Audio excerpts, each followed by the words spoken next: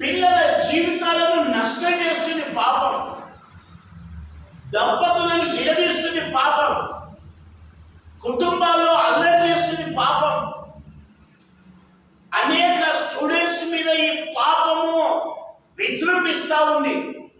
అనేకమైన యువకుల మీద ఈ పాపం విస్తరిస్తుంది.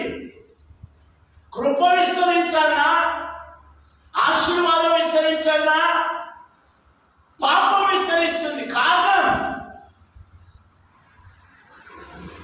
ఎందుకు పాపాన్ని జయించలేకపోతున్నారు? ఎందుకు పాపాన్ని జయించలేకపోతున్నారు చెప్పాలా? పాపం అంటే ఏంటి అసలు? పాపం ద్వారా వచ్చే జీతం ఏంటిది?